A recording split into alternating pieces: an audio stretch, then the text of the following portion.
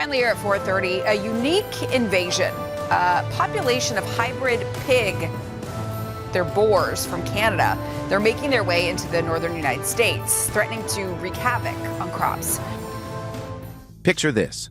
Massive, razor-toothed beasts tearing through American farmland, uprooting crops, and leaving billions of dollars in destruction behind. Researchers found that Texas has the worst feral hog problem in the entire country. Wild hogs cause a lot of destruction, and researchers estimate around $2.5 billion in agricultural damage each year. Wild boars are multiplying faster than hunters can contain, and yet, almost nobody dares to eat them. Why is a country obsessed with bacon, pork chops, and barbecue ribs suddenly so afraid of its own meat? What makes these feral pigs more than just pests, more like predators lurking in plain sight? Tonight, we uncover the shocking truth behind America's most dangerous meat, and by the end, you'll never look at the dinner table the same way again. The invasion that started it all. If you've never heard of America's wild boar problem, you're not alone.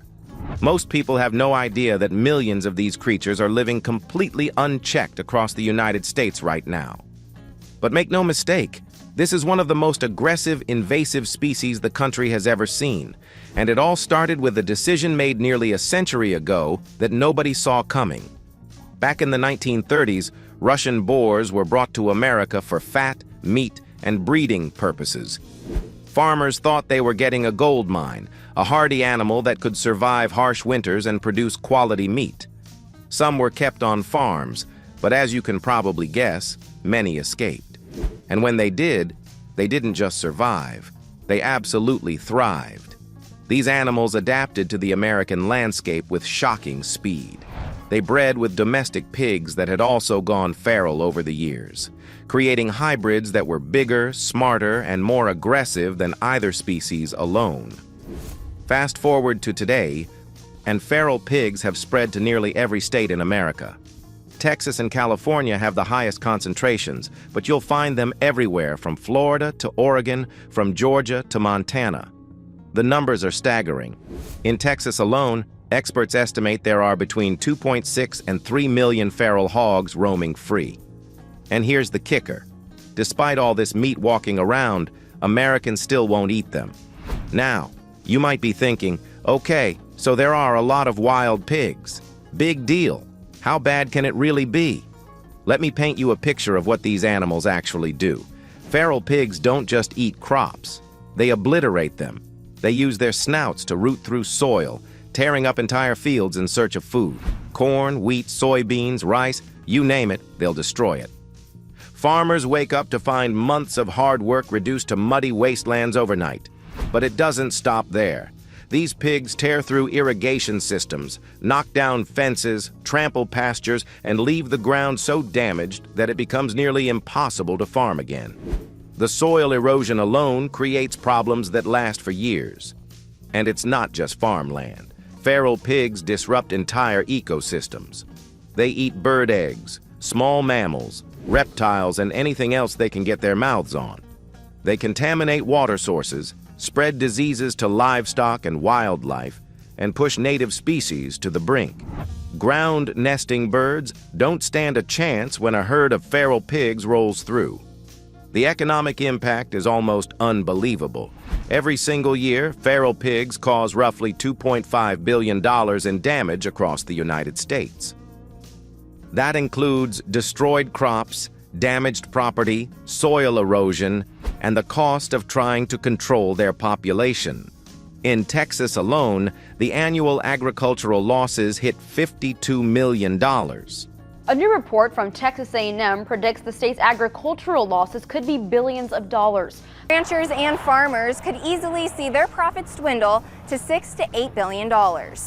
Nationwide, when you factor in damages and control costs, the number skyrockets past $1.5 billion annually. This isn't a minor inconvenience. This is a full-blown agricultural and environmental crisis. And here's what makes it worse. These animals reproduce faster than almost any other mammal on the planet. A single female can produce 2 litters per year, with each litter containing anywhere from 4 to 12 piglets. Do the math. One female can potentially give birth to 24 piglets in a single year. Those piglets reach maturity in just 6 months, and the cycle starts all over again. Even the most aggressive hunting and trapping efforts barely make a dent. Studies show that to just stabilize the population, not even reduce it, but simply keep it from growing, you'd need to remove 66 to 70% of feral hogs every year. Right now, hunters and wildlife managers are only removing about 29% annually. That means the population isn't shrinking, it's exploding. In 1 year, a region might look like it has the problem under control. The next year, the numbers are back to where they started, or even higher. It's a losing battle, and everyone knows it. So here we are. America has millions of feral pigs. They're causing billions in damage. They're reproducing out of control, and they could theoretically provide an endless supply of free, sustainable meat. And yet, almost nobody eats them. The question isn't just why. The question is, what are these animals hiding that makes them so dangerous? Texas's all-out war against wild hogs. Let's talk about Texas, because if there's a ground zero for America's war on feral hogs, it's right there. Texas isn't just dealing with a feral pig problem, it's facing an all-out invasion. The state is now home to an estimated 2.6 to 3 million feral hogs, and they occupy nearly every single county. Roughly 79% of Texas land is now hog territory. Think about that for a second. 4/5 of one of the largest states in America is crawling with these animals, and they're not going anywhere. The reason Texas is such a perfect breeding ground for feral hogs comes down to the environment. Mild winters mean piglets can survive year-round. Long growing seasons provide endless food sources. Diverse habitats ranging from forests to grasslands to suburban areas give them plenty of places to hide and breed. And here's the thing that makes them nearly impossible to stop. They're smart. Feral hogs are incredibly intelligent animals. They learn to avoid traps. They become nocturnal to escape hunters, and they adapt their behavior based on human activity. You set up a trap in one area, they'll avoid it. You hunt them during the day, they'll start moving at night. You use dogs to track them, they'll find new routes and hideouts. It's like playing chess with an animal that keeps learning your moves. Texas has tried everything. Year-round hunting with no bag limits. Traps, snares, dogs, high-powered rifles, you name it. Traditional hunting methods simply can't keep up with how fast these animals reproduce and adapt. So the state turned to more extreme measures. Enter aerial gunning. This is exactly what it sounds like. Wildlife managers use helicopters and fixed-wing aircraft to hunt feral hogs from the sky. It's one of the few methods that can reach remote or heavily infested areas where ground-based hunting is impossible. Pilots and shooters work together, flying low over terrain and taking out large numbers of hogs in a single operation. It sounds intense because it is, but even aerial gunning isn't enough. Remember, you need to remove nearly 70% of the population every year just to keep numbers stable. Current efforts are removing less than 30%. The hogs are winning. Texas A&M Natural Resources Institute even created the Wild Pig Reporting Tool, a system where landowners and residents can report sightings in real time.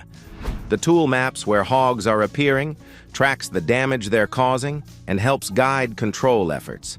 It's one of the most systematic approaches to managing the problem, but even with technology, coordination, and millions of dollars invested, the feral hog population keeps rising. And beyond the visible destruction, beyond the torn-up fields and trampled crops, there's something far more sinister at play. Feral hogs carry diseases, a lot of them. And this is where the story takes a genuinely dark turn.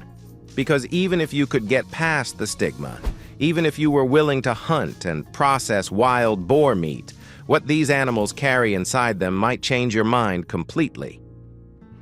This is the real reason Americans don't eat wild boar. And it's about to get disturbing. The hidden health threat nobody talks about. Here's the truth that most people don't know. Wild pigs are walking disease factories.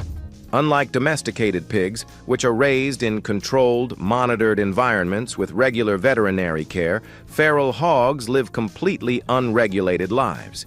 They eat garbage, carrion, dead animals, contaminated waste, and just about anything else they can find. This scavenging behavior makes them perfect carriers for dangerous pathogens and parasites. And here's the terrifying part. Scientific research shows that wild pigs can carry up to 24 different diseases that can be transmitted to humans. 24. Let that sink in. These aren't minor illnesses we're talking about. We're talking about brucellosis, a bacterial infection that causes fever, fatigue, joint pain, and can last for months if untreated. We're talking about trichinellosis, a parasitic infection caused by roundworms that burrow into your muscles, causing severe pain, fever, and in extreme cases, heart and breathing problems. We're talking about swine influenza viruses that can jump from pigs to humans and potentially spark flu outbreaks. And that's just the beginning. Handling a feral hog carcass during field dressing is dangerous enough on its own. If you're not wearing gloves, if you're not taking proper precautions, you can contract diseases just from touching the animal. Bacteria like Salmonella, E. coli, and Listeria have all been found in wild boar meat. These pathogens cause serious foodborne illnesses, and unlike commercially farmed pork, which undergoes strict USDA inspections, wild pig meat has no regulated safety oversight. Hunters and processors can't guarantee the meat is safe, even when it looks perfectly fine. A wild hog can appear healthy on the outside and still be carrying parasites or bacteria that will make you seriously ill. Even thorough cooking reduces the risk, but it doesn't eliminate the danger of contamination during handling. One slip, one moment of carelessness while cutting into the carcass, and you've exposed yourself. Wildlife disease experts have raised concerns that wild pigs could even serve as reservoirs for prion-related diseases like chronic wasting disease if they interact with infected deer or elk populations. Prions are misfolded proteins that cause fatal brain diseases, and there's no cure. This is nightmare fuel, but it gets worse. Parasites. Feral pigs carry tapeworms, roundworms, and a host of other parasitic organisms. If you eat undercooked or improperly handled wild boar meat, these parasites can infect your digestive system, cause muscle inflammation, and lead to systemic infections that spread throughout your body. Because wild pigs consume such a wide variety of foods, including decaying animals and waste, the likelihood of parasite infestation is significantly higher than in farm-raised pork. A 2021 study in Iran identified 8 different genera of protozoa and numerous helminths in wild boar populations. Research in Mexico found similar results. Wild pigs were carrying parasites capable of infecting both humans and domestic animals. Medical and veterinary experts are not subtle about this. Dr. Susan Schreiner, a wildlife veterinarian with Texas A&M University, has stated that the pathogens carried by wild pigs are unpredictable. A pig that looks perfectly healthy can harbor parasites or bacteria that cause severe disease in humans. Epidemiologists emphasize that field dressing without gloves, inhaling dust from the animal's internal organs, or eating undercooked meat are common routes for disease transmission. In California, there was an outbreak of trichinellosis in humans that was traced back to meat from a privately raised boar. This wasn't even a fully wild animal, and it still caused infections. Surveys of hunters in Texas and surrounding states reveal that many have reported minor infections or gastrointestinal illnesses. Abdominal pain to nausea and a wide array of gastrointestinal conditions, Memorial Hermann Medical Group has easily accessible clinics across Houston After improper handling of wild pig carcasses. The risk is real. The diseases are real. And this is exactly why most Americans refuse to eat wild boar, no matter how abundant it is. But here's the question. If the disease risk is known, why doesn't the government step in and regulate wild boar meat to make it safer? Why isn't there an inspection system that could allow this meat to enter the commercial market? The answer is both frustrating and fascinating, and it reveals just how tangled this problem really is. Why you'll never find wild boar at your local grocery store. The United States is home to millions of wild pigs, yet you won't see their meat lining supermarket shelves. Why? The answer isn't simple. It's a tangled web of regulation, infrastructure, biology, and cultural perception that keeps wild boar largely off the American dinner table. First, there's the law. In most states, wild pigs aren't considered livestock or standard game. They're labeled invasive species or pests. That designation creates an enormous legal barrier. To enter the commercial food supply, meat must undergo strict USDA inspections before and after slaughter. Domestic pigs move through this system seamlessly, raised in controlled environments and inspected at every stage. But wild hogs? They're a logistical nightmare. Hunters who shoot feral pigs in the field cannot legally sell the meat because inspectors can't perform ante-mortem checks in the wild. Even if the meat is perfectly safe, it's effectively barred from the market. What about wild hogs captured alive and brought to certified slaughterhouses? Technically, these can enter the commercial supply chain. But the reality is bleak. Between 2017 and 2019, only 17 facilities in 7 states were certified to process feral swine, processing just 242,198 animals nationwide. That number is minuscule compared to the millions of feral pigs roaming the U.S., and nearly 99% of that processing occurred in 6 facilities in Texas alone. Even where the infrastructure exists, it's geographically limited and cannot support the national population. States with massive wild pig numbers like California, Florida, and Georgia lack sufficient facilities entirely. Restaurants and specialty meat markets face similar hurdles. Finding live animals, legal transport, and certified processing is almost impossible. Regulatory barriers alone, however, don't explain America's avoidance of wild boar. There's a deeper psychological factor: perception. Across much of the country, feral pigs are seen as dirty, dangerous, and invasive.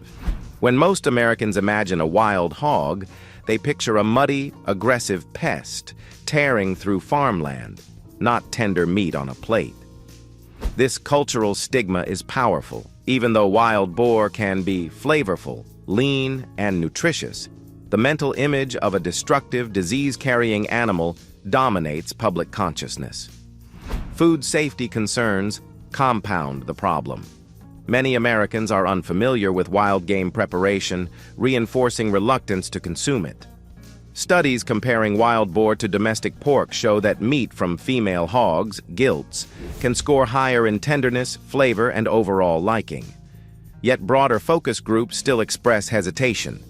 A 2024 survey in Alabama revealed that local residents overwhelmingly view wild pigs as dangerous, harmful, and destructive, not as a potential food source.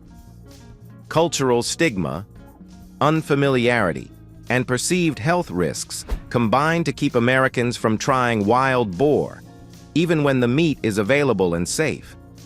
Then there's the matter of the meat itself. Wild boar is inherently unpredictable. Unlike domestic pigs, which are raised under controlled conditions, wild hogs vary wildly in diet, age, size, and living environment. A pig feeding on acorns in a Georgia forest produces meat very different from a boar scavenging cornfields in Texas. Older males can develop boar taint, an unpleasant odor caused by compounds in the fat. The smell, sweaty, urine-like, or even fecal, is impossible to cook out. Consumers accustomed to mild, uniform domestic pork find this shocking, often refusing wild boar after one encounter. Even female or younger boars, which taste better, produce inconsistent meat depending on their diet and activity level. Processing challenges amplify these problems. Wild hogs arrive at slaughterhouses from uncontrolled environments, sometimes injured, diseased, or carrying parasites. A significant portion of carcasses fails USDA inspection for pneumonia, abscesses, injuries, or emaciation. Even approved meat varies dramatically in color, texture, and fat content. For commercial operations, consistency is everything. Domestic pork delivers predictably. Wild boar does not. This unpredictability makes large-scale distribution financially risky and logistically impractical. Contrast this with the rest of the world. In Europe, Asia, and Oceania, wild boar is a prized delicacy. Italy's cinghiale appears in slow-cooked pasta sauces, stews, and cured meats. France serves it in high-end restaurants and countryside kitchens. Germany, Poland, Hungary, and the Czech Republic embrace wild boar in seasonal dishes. Japan enjoys it in hot pots called botan nabe, South Korea on barbecue grills, and rural China in soups and stews. Hunting traditions, regulated processing, and cultural familiarity make the meat desirable and trusted. The U.S., by contrast, has millions of feral pigs, yet few Americans see the opportunity. Infrastructure is limited, inspection protocols are restrictive, and cultural stigma runs deep. Even if the meat is safe, flavorful, and nutritious, Americans hesitate. Wild boar remains classified as a pest first and food second, leaving millions of pounds of potential meat unused each year. In the end, it's a perfect storm. Strict laws, insufficient processing infrastructure, unpredictable meat quality, safety concerns, and deeply ingrained cultural perceptions. Until these factors change, wild boar is likely to remain absent from grocery stores and butcher shops. While other countries celebrate it as tradition, Americans continue to view it as an invader, despite its nutritional and environmental potential. The story of wild boar meat in the U.S. isn't over. The question is, will we ever learn to see these animals not just as pests, but as a sustainable resource?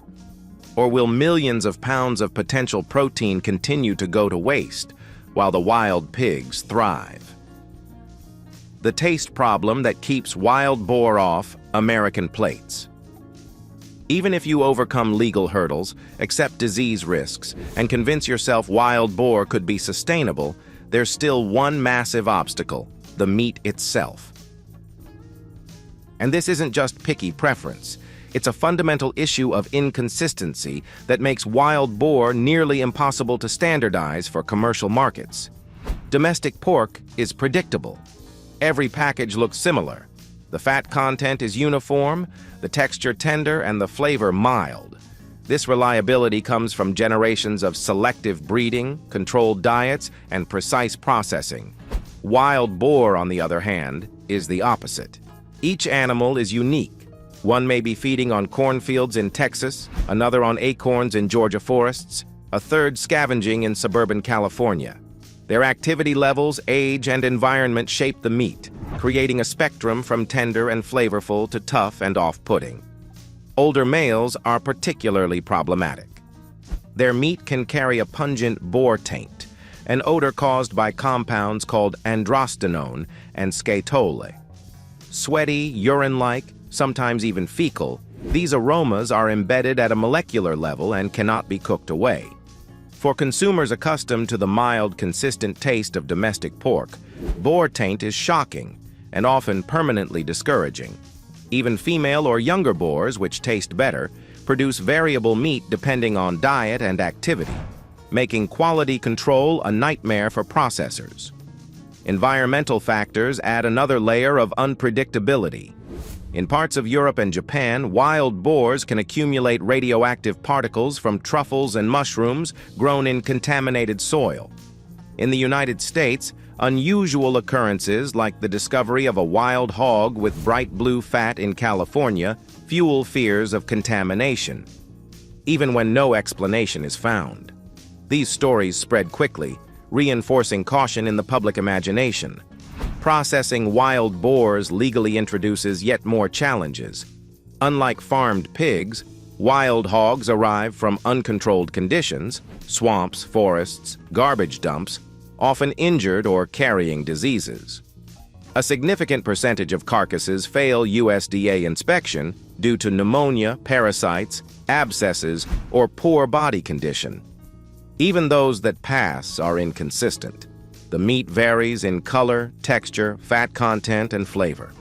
Large-scale distributors depend on predictability, and wild boar simply cannot deliver it. The result? Wild hogs remain pests rather than a reliable food source in the U.S. But here's the twist. This problem is largely cultural. Around the world, wild boar is not feared. It's prized. In Italy, wild boar, or cinghiale, is a culinary staple. Slow-cooked stews, rich pasta sauces, and cured meats are traditions passed down for generations. France shares a similar heritage, where boar appears in high-end restaurants and countryside kitchens alike. Germany, Poland, Hungary, and the Czech Republic all embrace wild boar as seasonal delicacies, with trust in regulated hunting practices ensuring quality. In Asia, boar enjoys culinary reverence too. Japan serves it in winter hot pots known as botan nabe, celebrated for flavor and health benefits. South Korea incorporates boar in grilled barbecue dishes, and parts of China use it in stews, soups, and medicinal recipes. In the Mediterranean, Spain and Portugal feature rustic hunter-style dishes, while Christian communities in the Middle East also consume boar in traditional ways. Even Australia and New Zealand, where feral pigs are invasive, have communities that enjoy the meat, often smoked, grilled, or turned into sausages. Across continents, wild boar is valued for its taste, nutrition, and cultural significance. The contrast is stark. Americans hesitate due to safety concerns, unpredictable flavor, and cultural unfamiliarity. Meanwhile, much of the world eats wild boar proudly and comfortably. The issue isn't just biology, it's perception. In other countries, hunting is regulated, meat is trusted, and centuries of culinary tradition normalize the experience. In the U.S., the lack of infrastructure, coupled with the unpredictability of meat quality, keeps wild boar firmly in the pest category. Yet the opportunity is enormous. Nutritionally, wild boar can be superior to domestic pork, with higher omega-3 content and richer flavor when processed correctly. If infrastructure, regulation, and public perception could evolve, wild boar could shift from destructive invader to sustainable, sought-after protein source. But until that happens, the U.S. remains at odds with an animal the rest of the world has learned to celebrate at the table. Wild boars will continue tearing through fields, leaving destruction in their wake. Americans may continue to avoid their meat, while other cultures enjoy it as tradition dictates. The question remains, will the U.S. ever embrace wild boar, or will millions of pounds of potential meat continue to go to waste while the animals we fear thrive unchecked? The story is far from over, and the answer could reshape our relationship with food, nature, and sustainability. The wild boars keep running, the crops keep falling, and America's relationship with this unstoppable animal is far from settled. Will we continue to let billions of dollars in destruction go unchecked?